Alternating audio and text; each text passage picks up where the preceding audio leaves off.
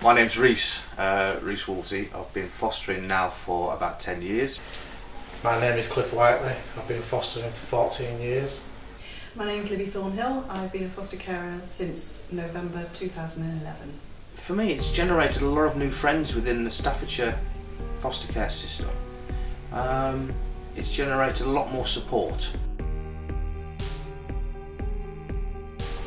The 3 Ps I use quite a lot now, but to me it's distinguishing what part of that foster role I'm playing. If you're in a meeting, you've got to have your professional head on. If you're sat with a kid, then you can have your private and your personal head on. It enables you to consider other people's feelings before you've even started the meeting. I get a lot of pleasure out of it as well because I think I understand a lot more about people. And want to do more of the activities so I could feel what it was like for a child coming into foster care for the first time. Somebody sowed an acorn years ago, and I thought, yeah, that sounds interesting. I'd be interested in sort of picking that up and running with it. So I feel more involved and I feel a crucial part of that team now. So I think everybody then started to grow, to trust everybody as well, and rely on people as well to help them. I mean, if some people have weak points in the course, stronger people help them to pull through. And so the games that we were playing got better for everybody because we were starting to consider everybody else's problems and emotions. How would social pedagogy approach this? But in our day-to-day life, it's now become part of our day-to-day life, so I don't really think of it as this is the pedagogic approach. I mean, the common third I would describe as something that both me and him have a great interest in.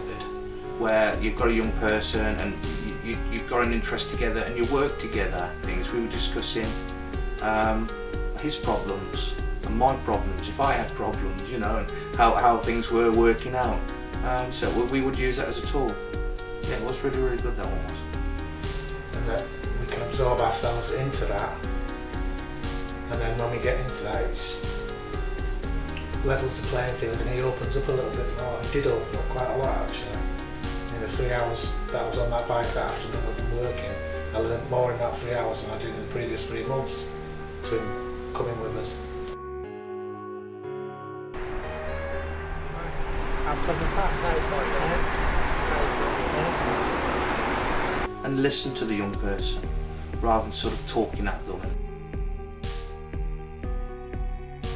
If you imagine 3 circles, and right in the middle, the middle of the circle is your comfort zone, and that's where you're absolutely fine. Immediately outside that circle, you've got your learning zone, and that is where, oh gosh, this is slightly different, I've not experienced this before. And then outside that learning zone is your panic zone, and that's when you are completely uncomfortable.